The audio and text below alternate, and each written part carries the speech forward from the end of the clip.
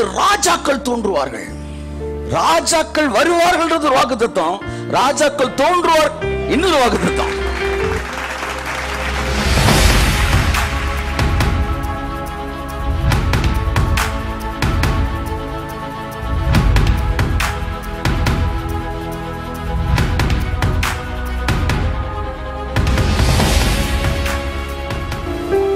கர்த்தர் நல்லவர்.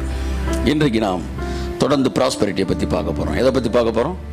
ப்ராஸ்பெரிட்டி. ஏன் ப்ராஸ்பெரிட்டியை பற்றி பேசுகிறீங்க? ப்ராஸ்பெரிட்டி அப்படியே அது என்னை ஐயோ அழிகிறார்களேன்னு சிலருக்கு ஒரு பாரம் வரும் பார்த்தீங்களா?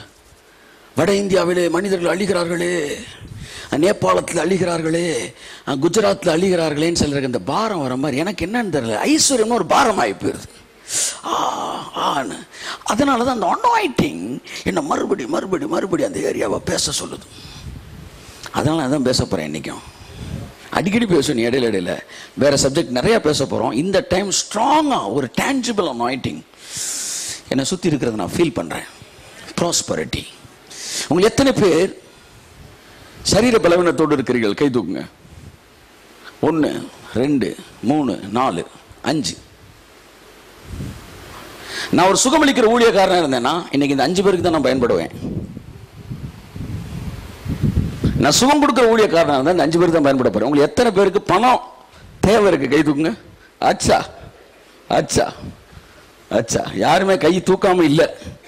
தூக்குங்க பார்ப்போம். தூக்காத டக்குனு ஒரு பில்லை போடுவோம். மீதி இருக்காது தூக்கிட்டீங்க, மிஸ் ஆகி போச்சு டார்கெட்டு. அப்போ 50 பேருக்கு தேவை இருக்குல்ல? எஸ்.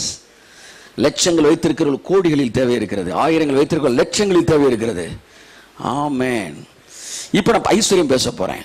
இப்போ நான் எல்லாருக்கும் பேச போறேன். கை தட்டுங்க. நான் ப்ராஸ்பெரிட்டி பிரீச்சராக சந்தோஷப்படுறேன். ஏன்னா நான் ஒரு ஹீலிங் பிரீச்சர் இருந்தால் இன்னைக்கு 5 பேருக்கு தான் யூஸ் ஆவேன். ஆனால் ப்ராஸ்பெரிட்டி பிரீச்சர் இருந்தால் 100 பேருக்கு நான் யூஸ்ஃபுல்லாக இருக்க போறேன். இயேசுவின் தெளிக்கப்பட்டோம். மனது புதிதாகட்டும், மறுரூபமாகட்டும். மனிதன் தனது நிலையில் வாழ விரும்புகிறான்.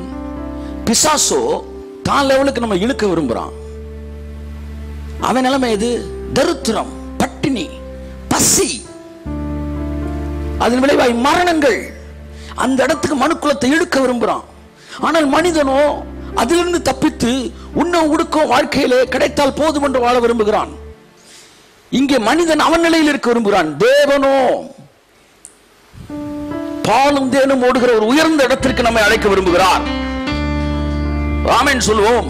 சோ தேவன் அந்த இடத்துக்கு abundant prosperity மனசு திறக்கிற வரைக்கும். ஆமா, சில நேரங்கள் அந்த நிலையை வைக்கிறதுக்கு அந்த சுவரை உடைக்க வேண்டியது இருக்கு. உடைச்சுதான் அந்த நிலையை வச்சு அதுக்கப்புறம் தான் அந்த கதவை போட வேண்டியது இருக்கு. ஆமென். ஐஸ்வர்யம். எல்லாம் சொல்லுங்க, எல்லாம் சொல்லுங்க. ஆமா, இன்னைக்கு நான் விசுவாசத்தை பத்தி பேச விரும்பினேன். பட் ஆவியானவர் திரும்ப இந்த விஷயத்தை பேசுகிறார். எதற்காக ஐஸ்வர்யத்தை பேச வேண்டும்?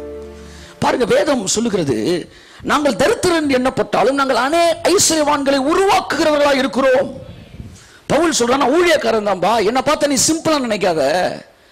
என்னை பார்க்கறதுக்கு நான் நீ என்ன தரித்திரன் நீ நினைச்சுக்கிட்டு இருக்கலாம்.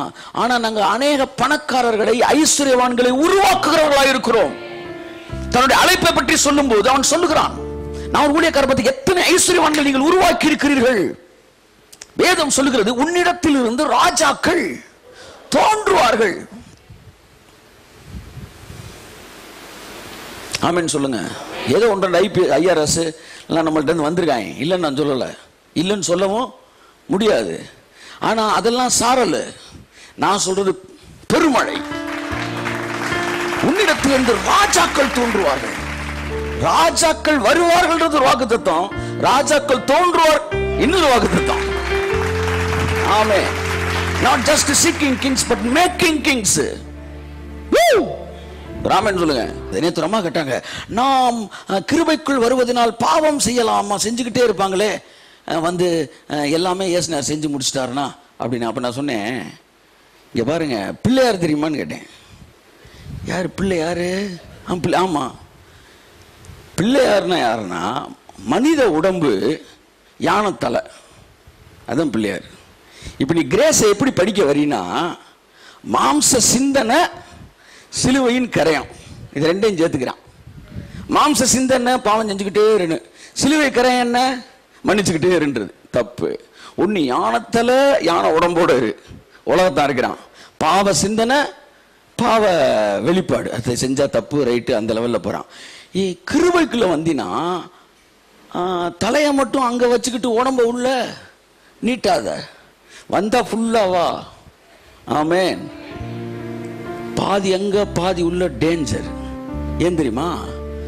உலகத்தில் இருக்கவன் பாவம் செய்ய மாட்டான். ஏன்னா சட்டம் இருக்கு, பிரச்சனை ஆயிரும், வியாதி வந்துடும், பிரச்சனை வந்துடும், வேதனை வந்துடும், அப்படி இப்படின்னு பயந்து, உலகத்திற்காக பயந்து, தண்டனைகளுக்கு பயந்து சாமி அடிச்சு போடுவாரு, கண்ணை குத்திடுவாரு அப்படின்னு ஒழுங்கா இருப்பான். அவன் குளிரா இருக்கிறான் வச்சுக்குவோம், அனலா இருக்கிறான் வச்சுக்குவோம். இன்னொரு குரூப் என்ன செய்து கிருபைக்குள்ள வந்துட்டோம்டா, கர்த்தர் நம்ம பாவத்தை மன்னிச்சிட்டாரு, இனி அந்த கிருபை நம்ம கேரக்டரை மாத்திக்கிட்டே இருக்கோம், நம்ம அந்த கர்த்தருக்குள்ள நம்ம பரிசுத்தம் ஆகிட்டே இருக்கிறோம், பரிசுத்தம் ஆகிட்டு இருக்கிறோம். இதுதான் உடம்பு, முழு உடம்பு எங்க வந்திருக்கு? குளிருக்கு வந்திருக்கு. ஆமா, நீ அந்த உடம்பும் இந்த தலையும் சேர்த்தினா இது வெது வெதுப்பு. எல்லாம் சொல்லுங்க. கர்த்தர் சொன்னார், ஒன்று அனலாரு இல்ல கூலாரு, ஆனா ரெண்டையும் மிக்ஸ் பண்ணி சிலுவை கரையத்தையும் உலக ஆசையும் இணைக்காத. கரங்களை தட்டி கர்த்தருக்கு நன்றி சொல்லுவோம். ஆமென் சொல்லுங்க.